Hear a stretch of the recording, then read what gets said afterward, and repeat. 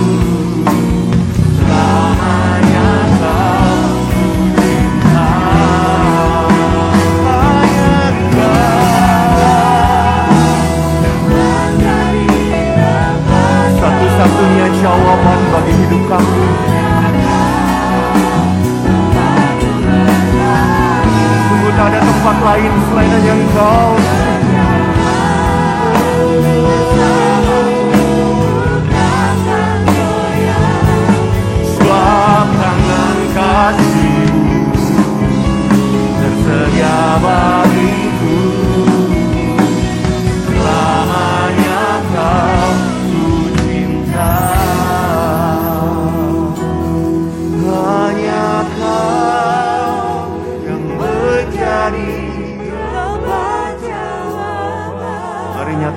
hatimu di hadapan Tuhan. Sebab tiada pribadi lain yang seperti Dia.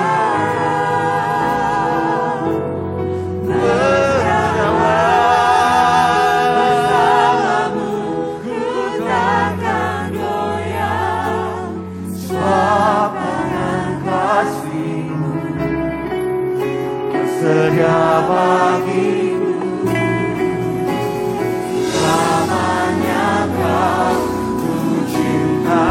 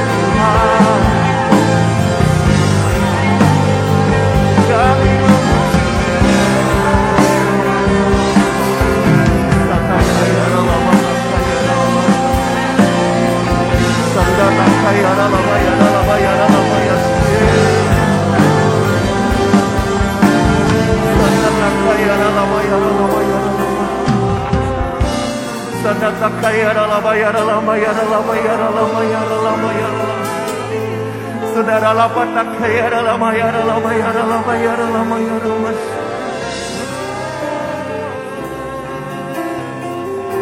Kami mengaminkan pujian ini bahwa hanya Engkau satu-satunya jawaban bagi hidup kami. Sering kami tidak mengerti jalan-jalan-Mu Tuhan, tapi Engkaulah jawaban dalam hidup kami. Ketika kami tidak mengerti, ketika sering kami gagal fokus dalam menjalani hidup kami, tapi Engkaulah satu-satunya tempat kami berharap. Engkaulah satu-satunya tempat di mana kami bisa menaruh percaya kami, bahwa Tuhan selalu menyediakan yang terbaik. Sekalipun daging kami habis lenyap, kami masih tetap punya Engkau dalam hidup. Pandemi boleh datang, sakit boleh datang. Mungkin kami boleh kehilangan pekerjaan kami. Mungkin kami boleh kehilangan banyak hal dalam hidup kami. Tapi kami mau katakan pagi hari ini, bahwa kami tetap punya Tuhan yang luar biasa. Masa depan kami sungguh ada, dan harapan kami takkan pernah hilang.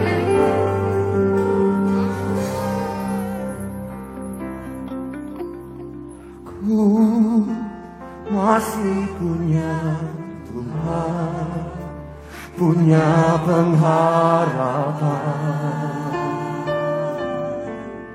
Aku tetap beriman Tuhanku, Yesus kekuatanku, Yesus kekuatanku. Aku masih punya Tuhan. Jemaat Tuhan, naikkan pujian ini. Aku masih punya Tuhan, punya pengharapan. Aku tetap beriman Tuhanku, Yesus kekuatanku, Yesus kekuatanku. Aku masih punya Tuhan.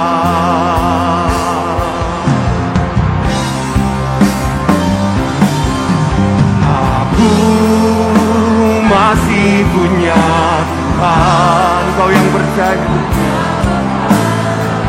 mari imani pujian ini, katakan.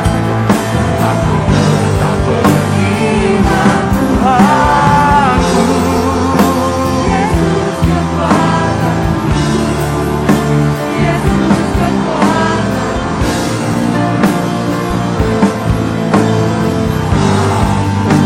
Masih punya Tuhan. Dalam hadirat Tuhan sama-sama mari bangkit berdiri Bapak Ibu. Katakan pujian. Masih punya Tuhan, punya pengharapan. Aku tetap beriman Tuhanku, Yesus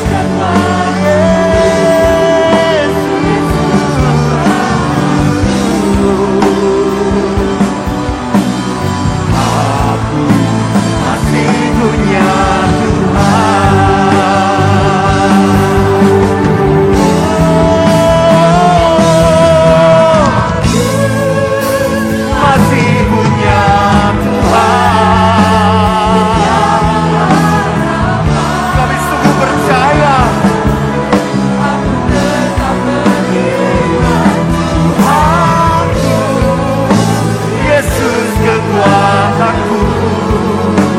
Yesus kekuatanku. Aku masih punya Tuhan. Kau yang percaya boleh lambaikan tanganmu ke surga. Pandang Dia, katakan, aku masih punya. Oh ya, sebab Engkaulah harapan kami.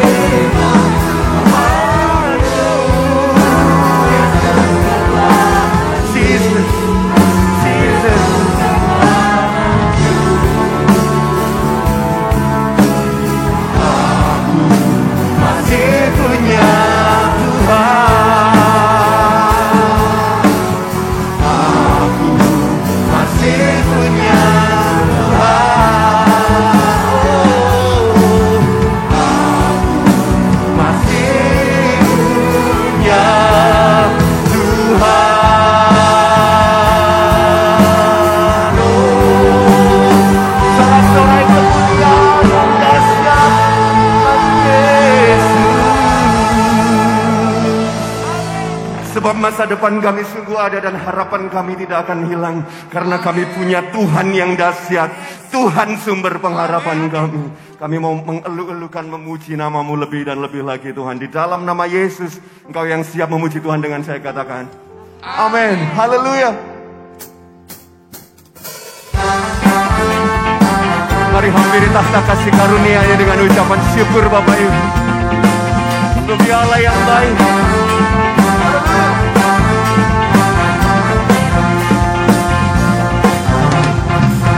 Datanglah ke bait-Nya dengan hati bersyukur, ke dalam pelataran-Nya dengan hati bersuka rasakan dan lihatlah betapa baiknya Tuhan bagi yang berlindung padanya. Akan bersorak-sorak, akan bersorak-sorak, bersyukurlah kepada Tuhan, sebab Dia baik, bahwasanya amin. Kasih setianya, bersyukurlah kepada Tuhan,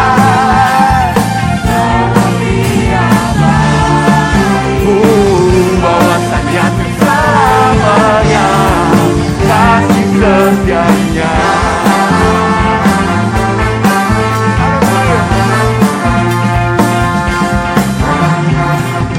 Datanglah ke bait-Nya dengan hati bersyukur. Mari rasakan kebaikan Tuhan itu pasti. Rasakan dan lihatlah betapa baiknya Tuhan bagi yang berlindung padanya. Akan bersorak-sorak, akan bersorak-sorak. Semua Tuhan yang mau bersyukur. Kepada Tuhan, sebab Dia baik, bahwasanya selamanya kasih setianya. Bersyukurlah kepada Tuhan, sebab Dia baik, bahwasanya selamanya kasih setianya. Bersyukurlah kepada Tuhan, sebab Dia baik, bahwasanya untuk selamanya. Haleluya. Kasih setianya. Bersyukurlah kepada Tuhan, sebab Dia baik, bahwasanya untuk selamanya kasih setianya. Sebentar, jemaat GBI Bethlehem, apakah engkau mengalami kebaikan Tuhan? Amin. Ada amin. Haleluya. Engkau yang mengalami kebaikan Tuhan, angkat dua-dua tangannya tinggi-tinggi. Dua-dua, jangan malu-malu. Dua-dua, haleluya. Kita mau goyang ke kanan dan ke kiri. Kita nyanyikan pujian ini ya. Kesana dulu, oke. Bersyukurlah kepada Tuhan, haleluya, sebab Dia baik, bahwasanya untuk selamanya. Oh, Tuhanmu baik, amin. Kasih setianya. Oh, bersyukur, haleluya, kepada Tuhan, sebab Dia baik, bahwasanya untuk selamanya. Kasih setianya. Sekali lagi buat Tuhan, bersyukurlah kepada Tuhan, haleluya, sebab Dia baik, bahwasanya selamanya kasih setianya. Bersyukurlah kepada Tuhan, Kau baik, sebab Dia baik, bahwasanya untuk selamanya.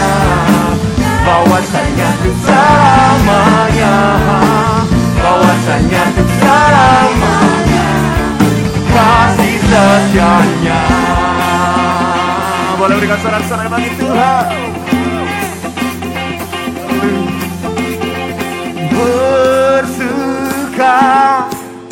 Bersuka dalam Tuhan, mari bersuka citalah. Berapa banyak kau bersuka, katakan bersuka dalam Tuhan. Sekarang bersuka citalah. Mari berikan sorak-sorai yang lebih dahsyat bagi Yesus.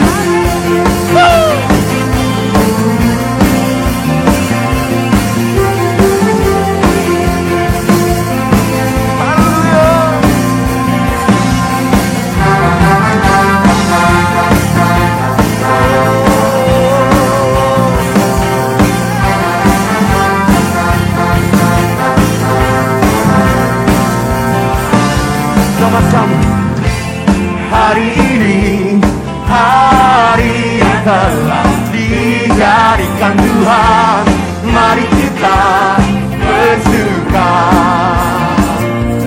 dalam Tuhan. Bersuka dalam Tuhan. Bersuka dalam Tuhan. Mari bersuka citalah. Bersuka dalam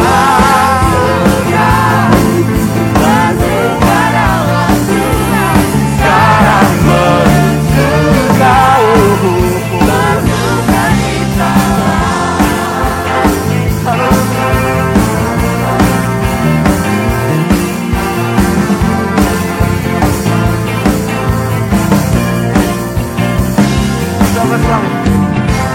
Hari ini hari yang telah dijadikan Tuhan, mari kita bersuka. Hari ini hari yang telah dijadikan Tuhan, mari kita bersuka di dalam Tuhan. Oh, bersuka cita di dalam Dia, amin.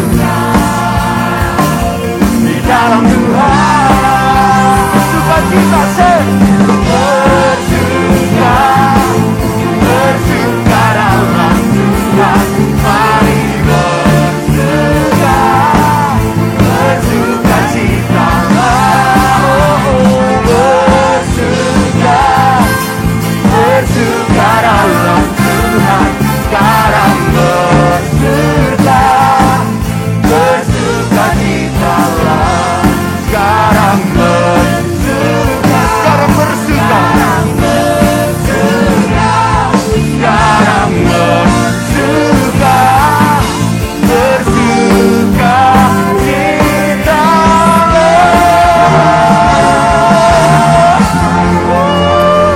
Haleluya. Berapa banyak kau bersuka cita dalam Tuhan? Lambaikan tanganmu tinggi. Haleluya. Berikan sorak-sorai yang dahsyat bagi Yesus.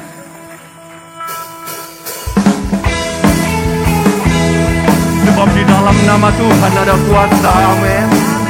Sebab dalam pujianmu ada kuasa.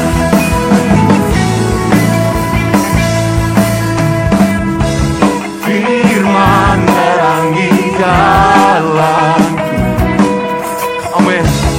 Risai iman di setiap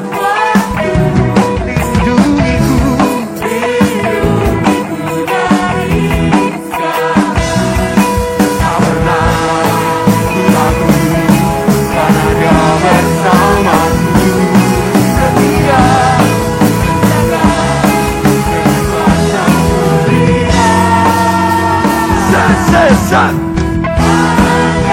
di dalam namanya Yesus jatuh berharapan di dalam hidup, hanya di dalam kuasanya pasti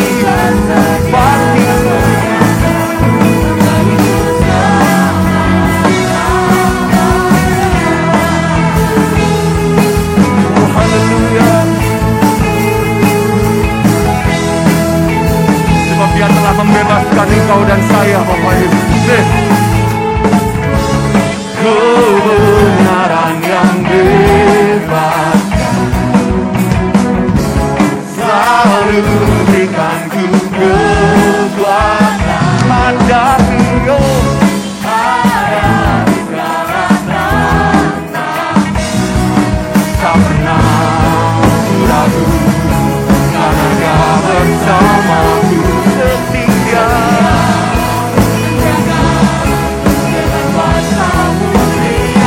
Jemaat Tuhan, katakan dalam namanya Yesus Kristus berharapan sepanjang hidupku. Hanya di dalam kuasa-Nya pasti tersedia kemenangan bagiku selama-lamanya. Haleluya.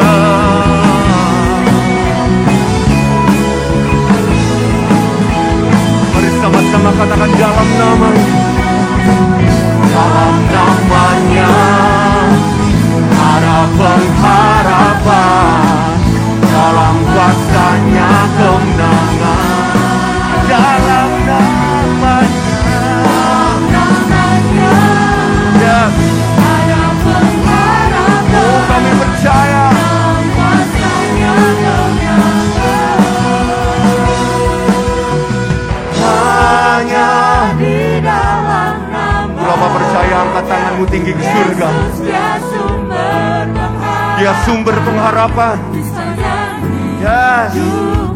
Oh, oh. Hanya di dalam kuasa-Nya pasti tersedia kemenangan bagiku selama-lamanya. Hanya di dalam kuasa-Nya Yesus Kristus berharapan.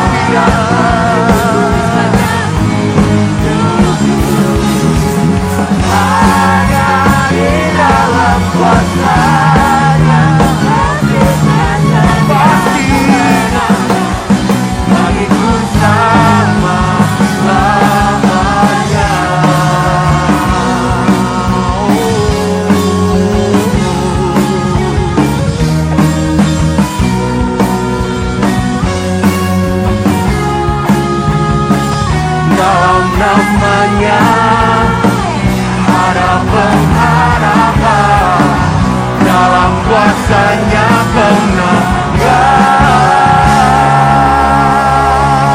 Sorak-sorai yang dahsyat. Haleluya. Silakan duduk dalam damai sejahtera Tuhan, Bapak Ibu Saudara. Oh, sungguh Engkau luar biasa Tuhan dalam hidup kami. Engkaulah pengharapan kami. Kaulah satu-satunya yang kami pegang dalam hidup kami.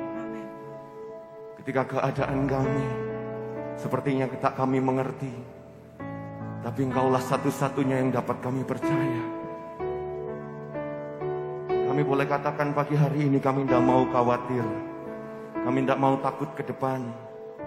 Karena hidup kami sudah Tuhan pegang. Thank you God.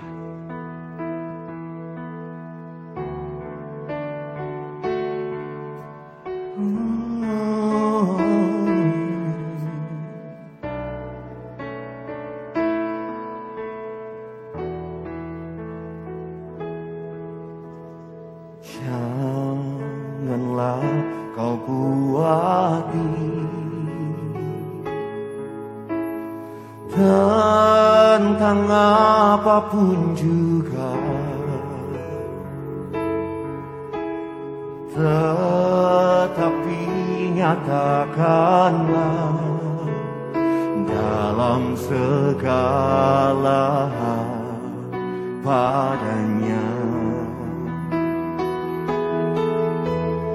Pada waktu berdoa, Dia berikan ketenangan. Ada jalan keluar hingga kau mampu berjalan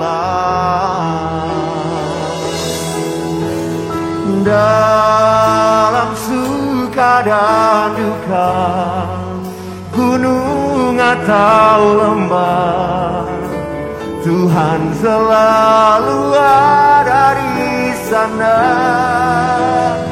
Dalam tangis dan tawa, berkat dan cobaan, Kau Tuhan yang tak pernah meninggalkan.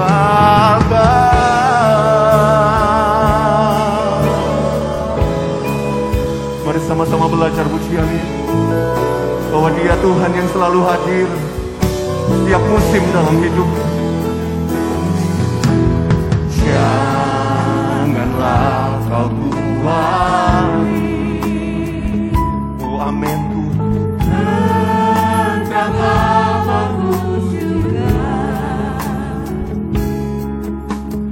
tetapi nyatakanlah dalam segala padanya, pada waktu berdoa. Dia Tuhan yang tahu. Amin, amin. Ada jalan keluar hingga kau mampu berjalan dalam suka dan duka, gunung atau lembah, Tuhan selalu ada di sana. Dalam tangis dan tawa, berkat Kau Tuhan yang tak pernah meninggalkan. Tuhan, kami bersyukur buat anugerah-Mu, buat kasih setia-Mu, bahkan buat penyertaan Tuhan yang tak pernah berakhir dalam kehidupan kami. Terima kasih kalau hari ini kami masih diberi kesempatan untuk menaikkan puji-pujian. Dan kami berdoa, biarlah puji-pujian kami ini boleh menjadi dupa yang harum, yang menyenangkan nama-Mu Tuhan. Terima kasih kalau sebentar kami diberi kesempatan untuk mendengarkan firman-Mu. Kami percaya Tuhan, firman yang ditaburkan hari ini boleh menguatkan kami, bahkan menjadi rema dalam kehidupan kami. Kami berdoa biarlah pengurapan, bahkan pengajaran itu boleh turun ke atas setiap kami, sehingga hati kami seperti tanah yang subur, tanah yang siap ditaburi benih-benih firman-Mu Tuhan.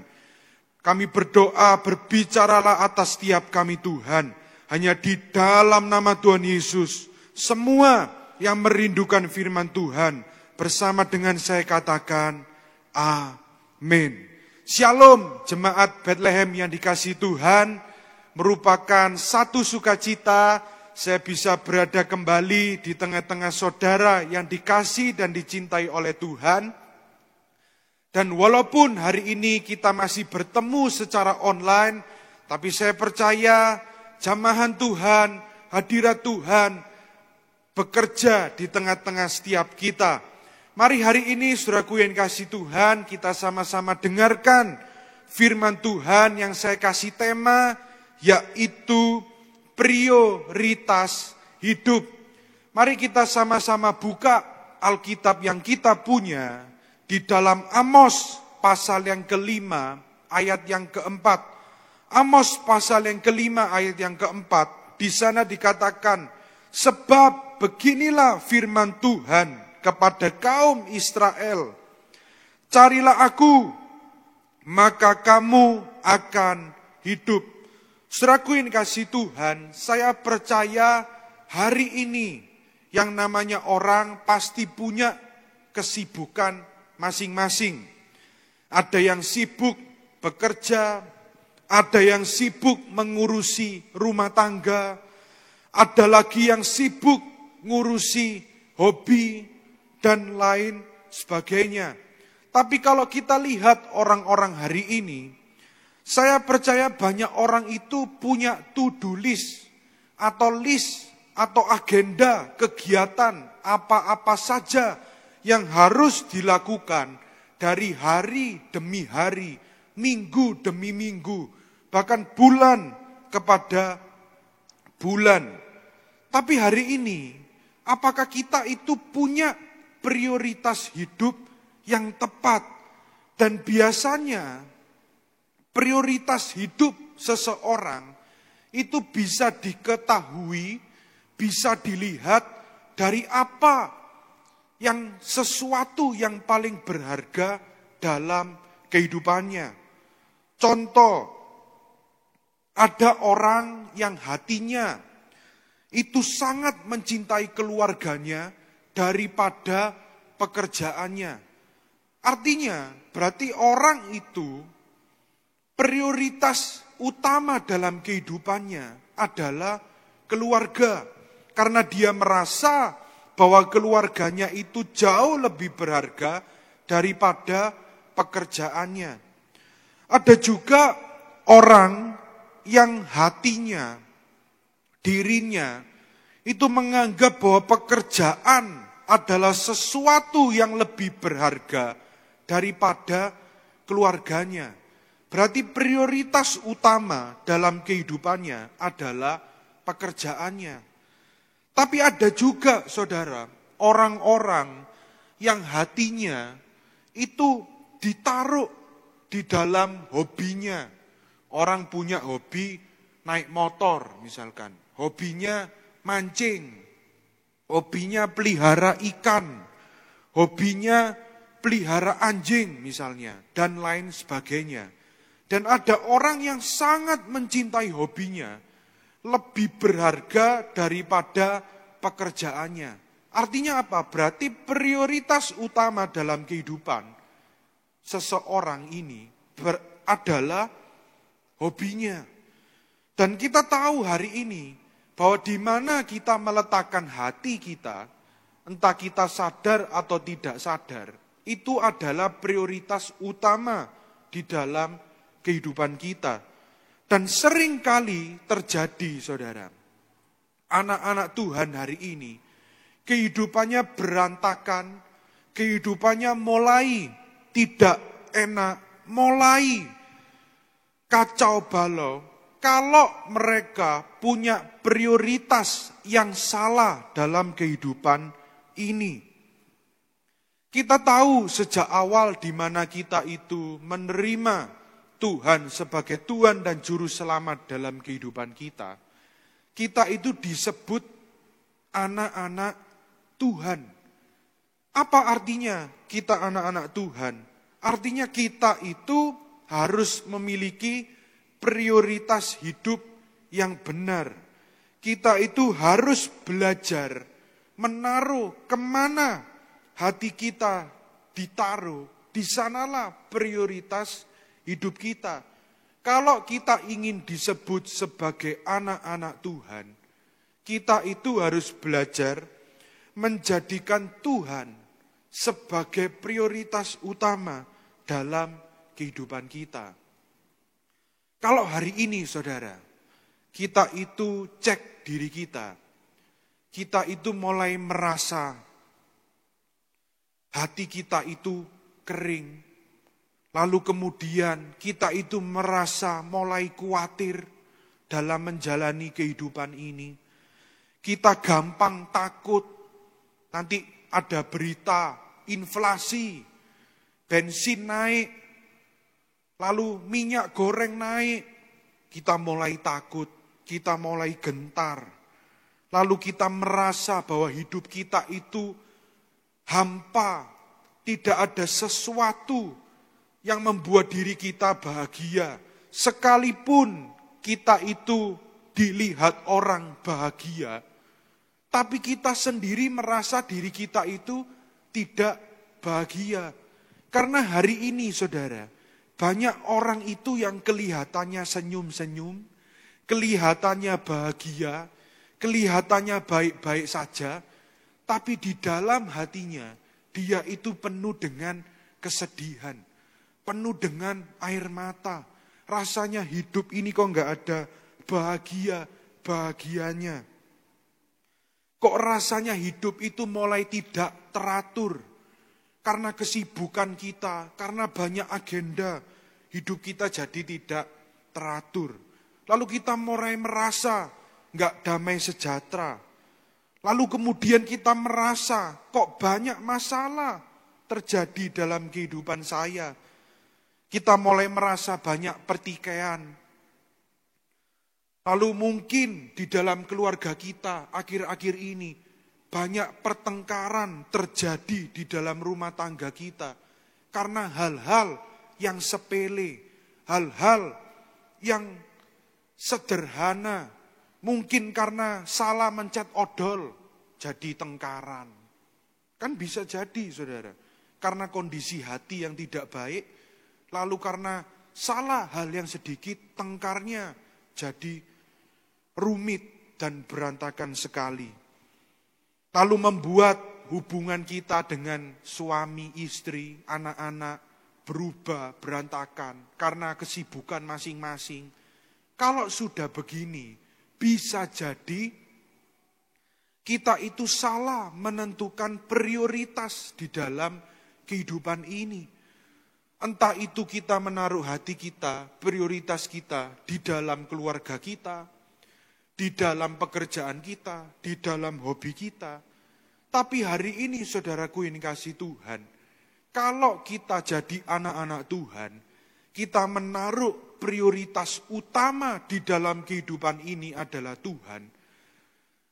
Apa sih artinya tanda-tanda orang yang menjadikan Tuhan itu prioritas utama dalam kehidupannya? Rohaninya itu enggak akan mati, saudara. Sekalipun situasi berubah, sekalipun kondisi berubah, kalau kita itu menjadikan Tuhan prioritas utama dalam kehidupan kita, maka hati kita itu pasti penuh dengan kendali, penuh dengan kekuatan yang baru, penuh dengan sukacita, penuh dengan damai sejahtera. Karena itu hari ini, saudaraku yang kasih Tuhan, kita harus belajar punya prioritas yang tepat dalam kehidupan ini. Hari ini mari kita refleksikan diri kita. Apakah prioritas hidup kita sudah tepat? Apakah kita sudah belajar menjadikan Tuhan prioritas dalam hidup ini? Nah, hari ini mari kita sama-sama belajar, mari kita sama-sama lihat apa yang harus kita utamakan di dalam hidup ini. Saya menemukan ada 3 hal apa yang harus kita utamakan di dalam kehidupan ini. Yang pertama, kita itu harus mengutamakan kerajaan Allah dan kebenarannya. Mari kita lihat di dalam Matius pasal yang ke-6, ayat yang ke-31 sampai dengan 33. Matius pasal yang ke-6, ayat yang ke-31. Sebab itu janganlah kamu khawatir dan berkata, apakah yang akan kami makan? Apakah yang akan kami minum? Apakah yang akan kami pakai? Semua itu dicari bangsa-bangsa yang tidak mengenal Allah. Akan tetapi Bapamu yang di surga tahu bahwa kamu memerlukan semuanya itu. Perhatikan ayat yang ke-33, saudara. Tetapi carilah dahulu kerajaan Allah dan kebenarannya. Kita perhatikan di sana, maka semuanya itu akan ditambahkan kepadamu.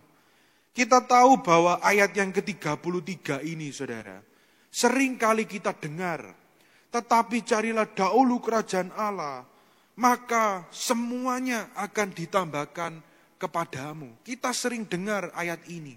Tapi pernah enggak kita perhatikan, saudara? Ayat sebelumnya, ayat yang ke-32.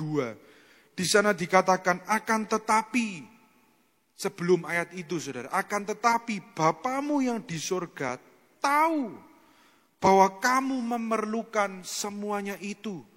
Lalu kemudian kan yang ayat yang ke-33, semua itu.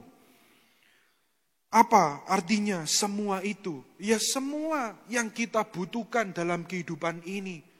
Entah itu makanan, pakaian, entah itu di dalam keuangan kita, entah itu di dalam usaha kita, entah itu di dalam pekerjaan kita, entah itu di dalam keluarga kita, entah itu di dalam pasangan hidup kita, jodoh, perjodohan kita, dan lain sebagainya yang kita butuhkan semuanya dalam kehidupan ini. Apa Tuhan Yesus katakan? Semuanya akan ditambahkan kepadamu. Tapi seringkali kita sebagai orang percaya, sebagai orang Kristen, kita itu lupa kalau kita punya Tuhan yang selalu berjalan bersama-sama dengan kita. Seringkali ketika kita dalam kehidupan ini, kita itu berjalan bersama dengan Tuhan. Dalam pekerjaan kita, dalam usaha kita, dalam bisnis kita, dalam keluarga kita, dalam apapun itu dalam kehidupan kita, kita itu terlalu sibuk memperhatikan apa yang harus kita kerjakan, apa yang harus kita lakukan, apa yang harus kita upayakan, supaya semuanya itu berjalan sesuai dengan rencana kita. Lalu kita lupa bahwa ada Tuhan yang sanggup mencukupkan semua yang kita perlukan. Kadangkala orang itu terlalu sibuk, saudara. Sampai tiba-tiba kok rasanya usaha saya itu sepi, saya sudah mengupayakan dan lain sebagainya, tidak ada perkembangan. Lalu kemudian kita jadi khawatir, kita jadi stres atas masa depan kita, atas nanti masa depan anak-anak kita khawatir masa depan keluarga kita, karena situasi kondisi kayak gini kok kerjaan jadi berubah. Lalu kemudian kita jadi khawatir. Banyak orang itu terlalu sibuk memperlihat keadaan, melihat situasi, tanpa kita melihat Tuhan yang berjalan bersama dengan kita.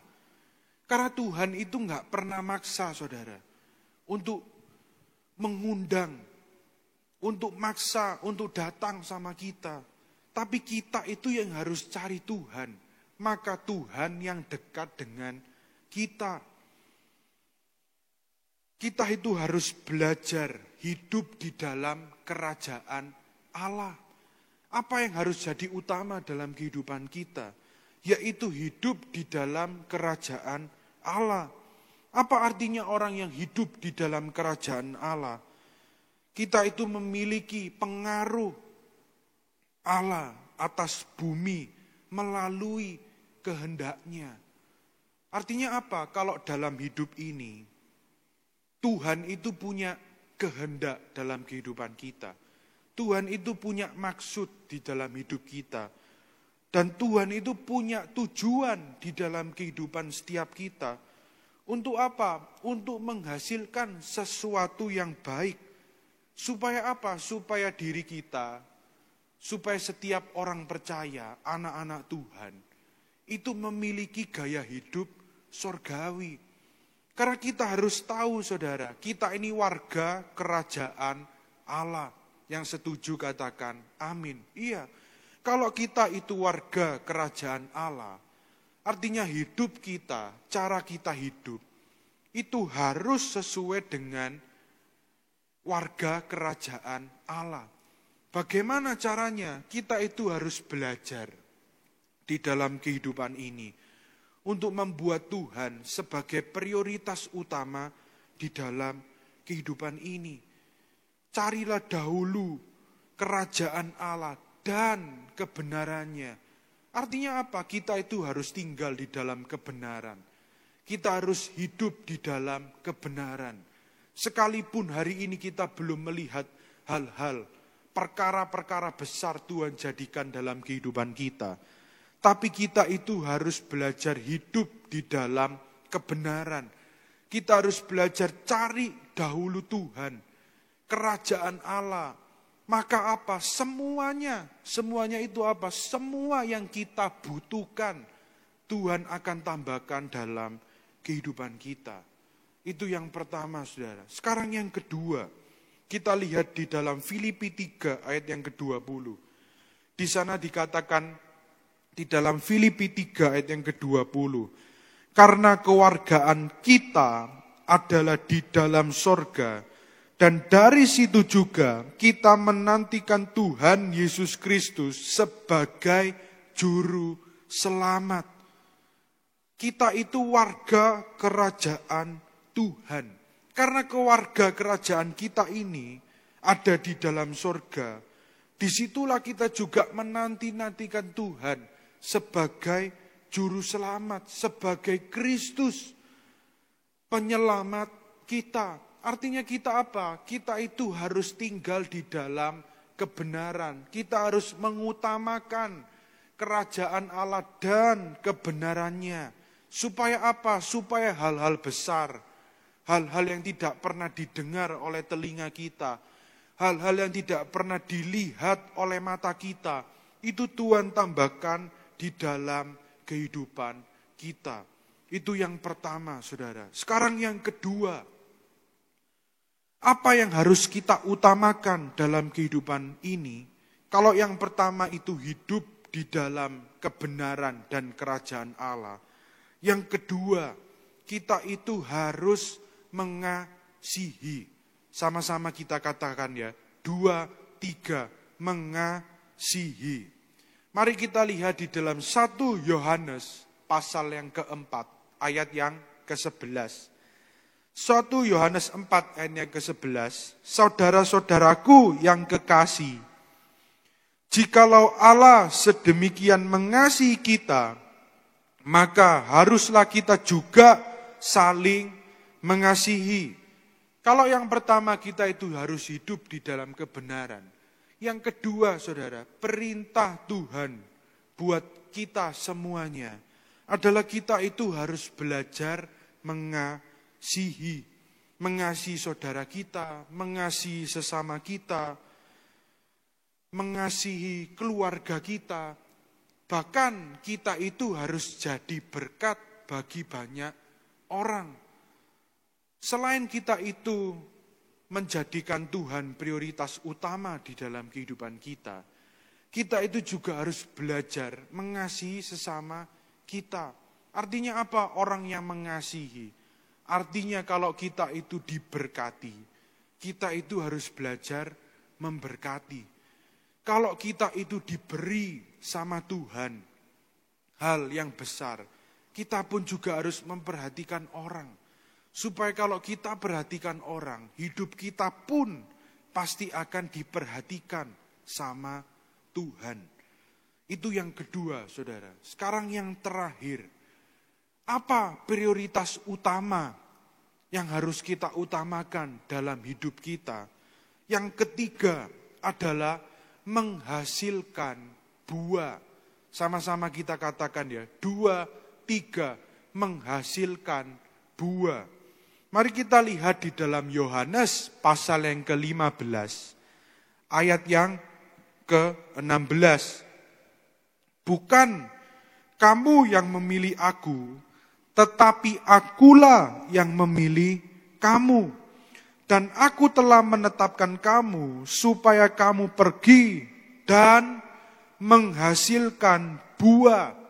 Dan buahmu itu tetap, supaya apa yang kamu minta kepada Bapa dalam namaku, diberikannya kepadamu.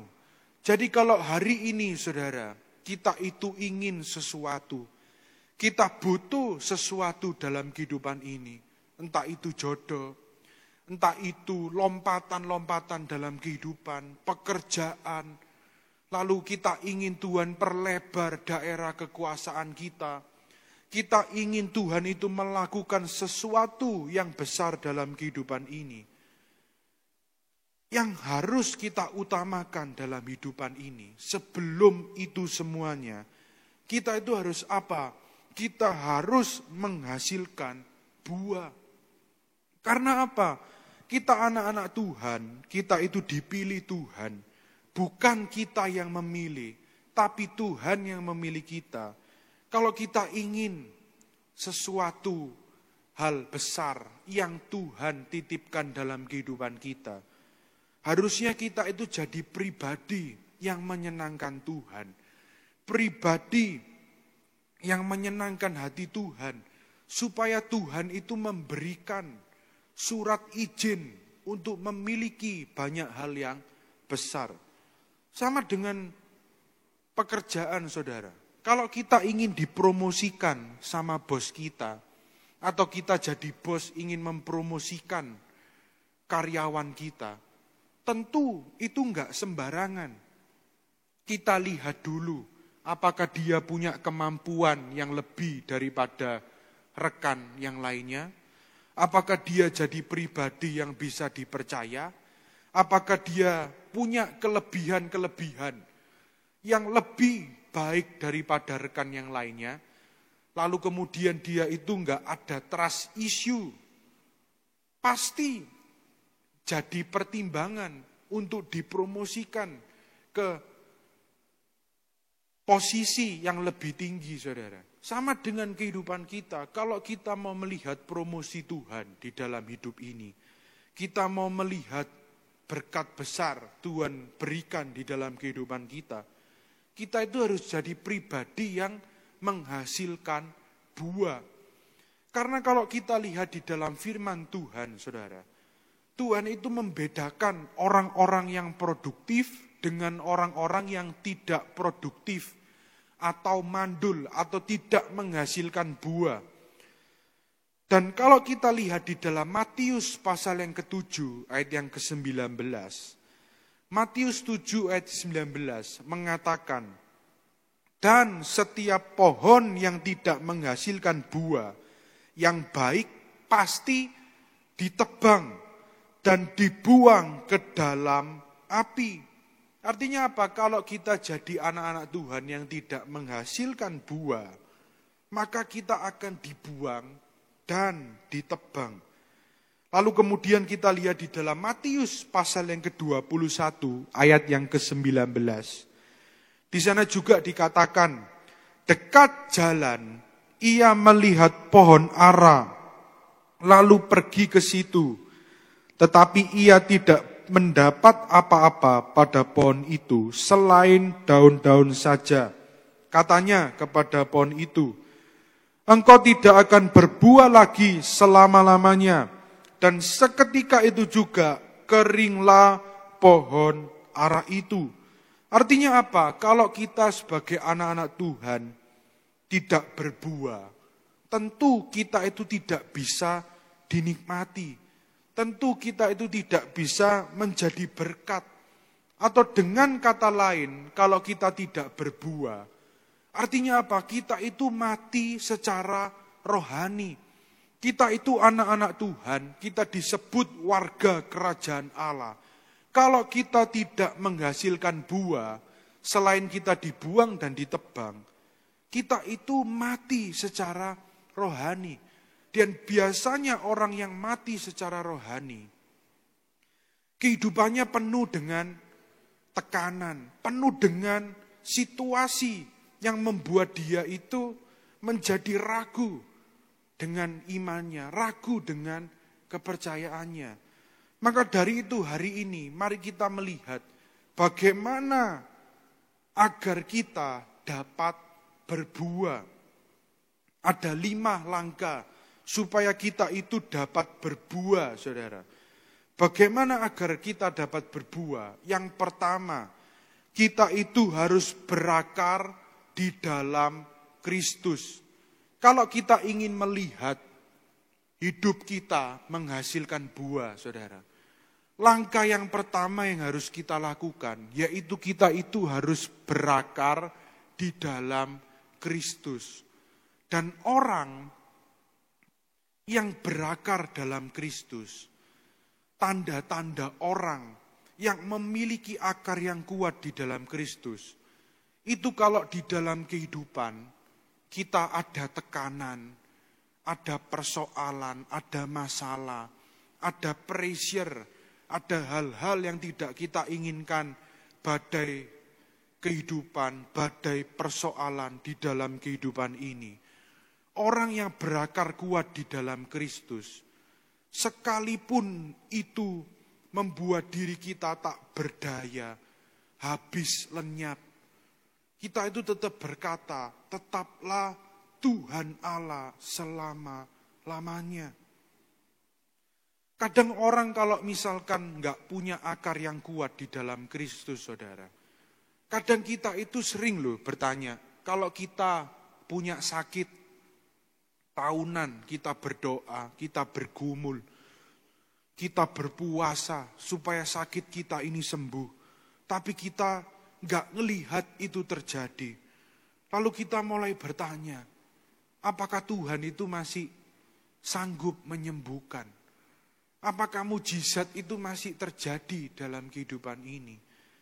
Kalau kita punya akar yang kuat di dalam Kristus, di dalam Tuhan, harusnya kalau kita menghadapi situasi yang seperti ini, kita itu berkata, sekalipun kita disembuhkan atau tidak disembuhkan, Tuhan Yesus itu tetap baik.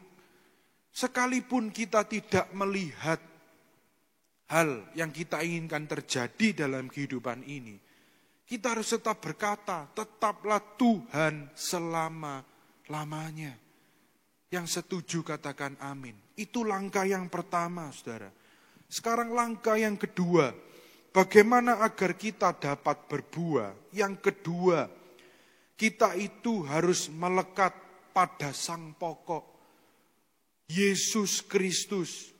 Mari kita lihat ayatnya di dalam Yohanes pasal yang ke-15, ayat yang keempat. Di sana dikatakan, tinggallah di dalam aku, dan aku di dalam kamu.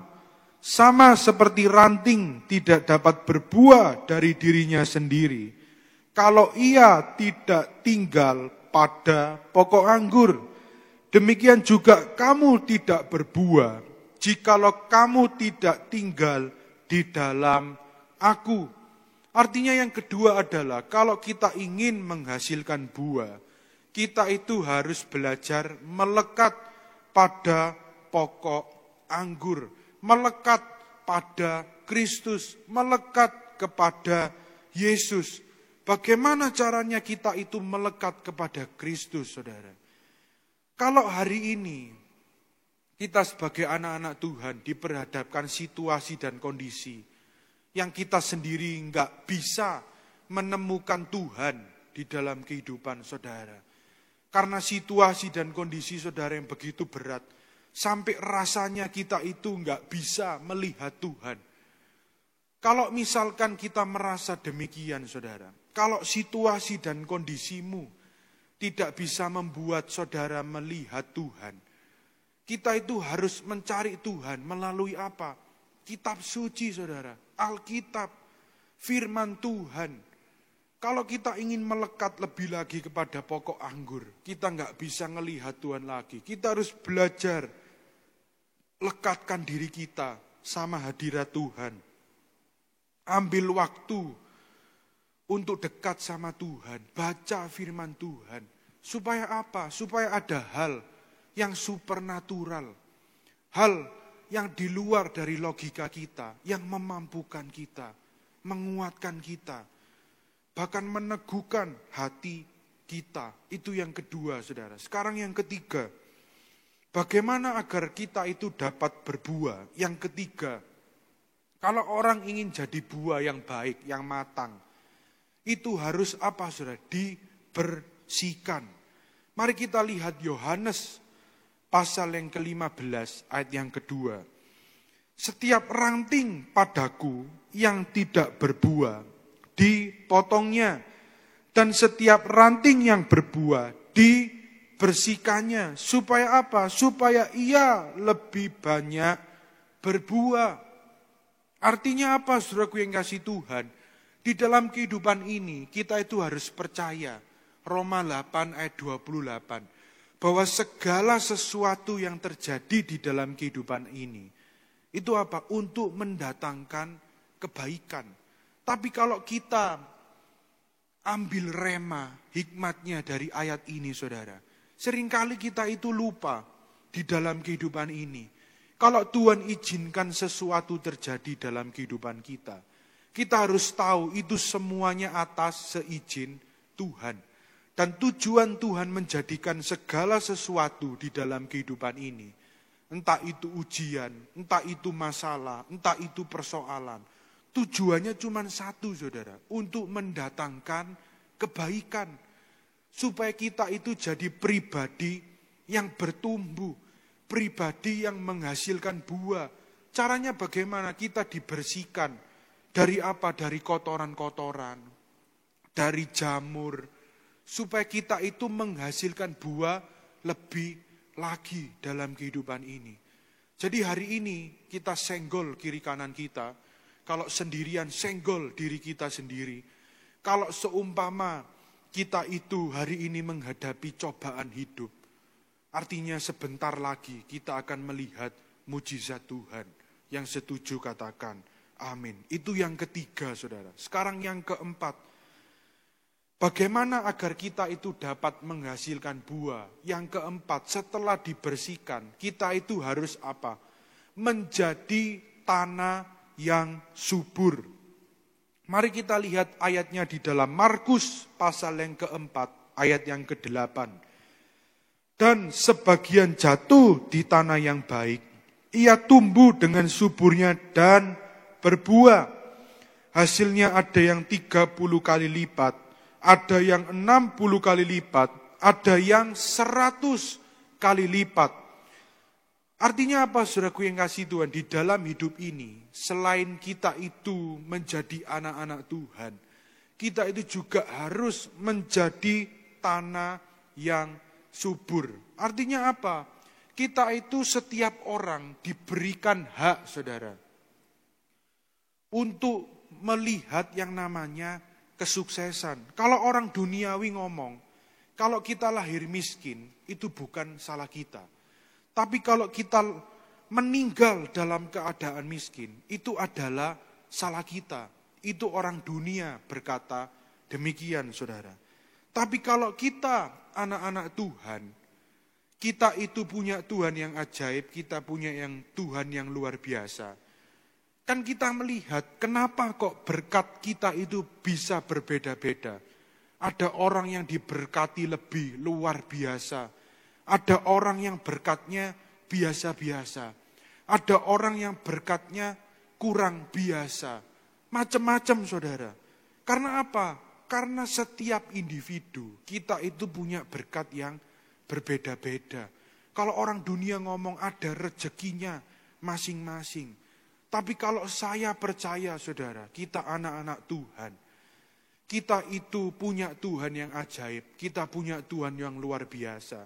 Dan kita punya Tuhan yang senang memberikan kebaikan di dalam kehidupan kita. Berkat, kesehatan, dan lain sebagainya. Artinya apa? Kita itu harus mempersiapkan tanahnya. Kita harus mempersiapkan wadahnya. Kita harus mempersiapkan diri kita. Kita harus belajar supaya kita itu menjadi tanah yang subur. Jadi kalau benih firman Tuhan ditaburkan di tanah kita, itu berbuahnya jauh lebih lebat daripada yang lain. Artinya apa? Kita itu harus belajar mempersiapkan wadah kita. Kita harus belajar mempersiapkan tempat kita. Karena saya yakin dan percaya, kalau kita menyiapkan satu gelas kecil, saudara, diisi gelas itu dengan air yang mengalir, air surgawi, air dari Tuhan, berkatnya yang berlimpah-limpah. Kalau wadah kita cuma 1 liter, entah itu diisi terus, saudara, itu pasti cuma 1 liter. Dan yang lebihnya akan amber, keluar, meluber kemana-mana. Tapi kalau kita mempersiapkan diri kita, wadahnya besar, 1 kolam renang, diisi air yang gak pernah habis. Kita terimanya juga besar, saudara. Karena itu hari ini, kita harus mempersiapkan diri kita untuk memiliki wadah yang besar, menjadi tanah yang subur. Itu yang keempat, saudara. Sekarang yang kelima, bagaimana caranya supaya kita itu menghasilkan buah. Yang kelima, kita itu harus ditanam di tempat yang tepat. Mari kita lihat ayat firman Tuhan di dalam Mazmur pasal yang ke-92, ayat yang ke-14 sampai dengan 15. Di sana dikatakan, pada masa tua pun mereka masih berbuah, menjadi gemuk dan segar, untuk memberitakan bahwa Tuhan itu benar, bahwa Ia gunung batuku dan tidak ada kecurangan padanya. Kalau kita itu ingin menghasilkan buah, saudara, yang terakhir kita itu harus ditanam di tempat yang tepat. Sekalipun kita itu menjadi tanah yang subur, kita dibersihkan, kita dimurnikan, kita melekat pada pokok ranting yang benar.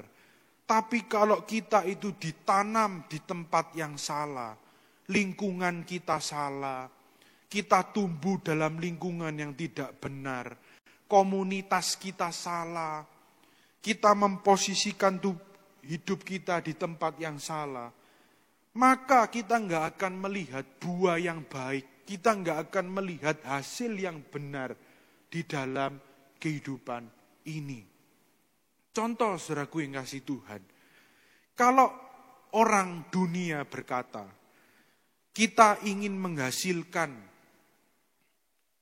duit, katakanlah 100 juta, ratusan juta, kita itu harus kumpul dengan orang-orang yang menghasilkan duit ratusan juta. Maka lambat laun diri kita pasti akan bisa menghasilkan hal yang sama. Tapi kalau kita tinggal dengan orang-orang yang menjatuhkan kita, yang mendukung tapi memberi kita limit, yang mendukung kita tapi enggak bisa memberi kita hal yang besar, atau dengan kata lain, saudara, dia mendukung, tapi kalau kita punya mimpi yang jauh lebih besar, yang sana enggak dukung, apa bisa, apa mampu, kita sendiri enggak akan bisa melihat hal yang sedemikian rupa, kalau tempat kita salah. Jadi hari ini kita juga harus cek lingkungan kita, komunitas kita, tempat kita ditanam. Apakah itu mendukung kita, apakah itu jadi batu sandungan di dalam kehidupan ini. Dan biarlah hari ini, saudaraku yang kasih Tuhan, kita itu belajar menjadikan Tuhan itu prioritas utama di dalam hidup ini. Kita belajar jadikan Tuhan itu sandaran hati kita. Kita jadikan Tuhan satu-satunya yang paling berharga dalam hidup ini. Sekalipun dalam kehidupan ini kita itu susah, menderita, kita seringkali lupa dalam kesibukan kita. Kita lebih memprioritaskan hobi kita, memprioritaskan pekerjaan kita, keluarga kita. Tapi mari kita semuanya hari ini belajar melalui pesan Tuhan bagi kita semuanya. Jadikanlah Tuhan prioritas utama dalam kehidupan ini. Maka senantiasa hal-hal yang besar, hal-hal yang tidak pernah kita pikirkan, yang tidak pernah kita lihat oleh mata kita, perkara-perkara besar Tuhan akan sediakan, bahkan jadikan di dalam kehidupan kita. Yang percaya katakan amin. Mari hari ini saudaraku yang kasih Tuhan, untuk mengakhiri firman Tuhan pada hari ini, mari kita sama-sama tundukkan kepala, kita satukan hati kita akhiri ibadah kita hari ini dengan berdoa. Bapa di surga, kami mengucap syukur. Kami percaya hari ini diingatkan Tuhan kembali untuk menjadi pribadi yang senantiasa melekatkan diri kami kepada Tuhan. Membawa hati kami menjadi pribadi yang selalu membuat Tuhan sebagai sandaran satu-satunya dalam kehidupan kami. Kami tahu Tuhan dalam kehidupan ini, kami membutuhkan banyak hal. Ada banyak hal yang kami inginkan. Tapi hari ini pesan Tuhan atas setiap kami. Kami harus jadi pribadi yang mengutamakan kerajaan Allah dan kebenarannya. Maka di sanalah kami akan melihat hal-hal besar, perkara-perkara besar Tuhan jadikan bagi setiap kami. Dan kami mau belajar Tuhan menjadi pribadi yang terus memperbaiki diri kami, supaya kami dapat menghasilkan buah. Dan buah kami itu tetap dan menjadi buah yang bisa dinikmati dan indah di dalam kehidupan kami. Kami percaya Tuhan, biarlah Roh Kudus yang terus bekerja di dalam kehidupan kami, memampukan kami, menguatkan kami, bahkan menjadikan kami pribadi yang senantiasa, pribadi yang menjadi seperti Kristus.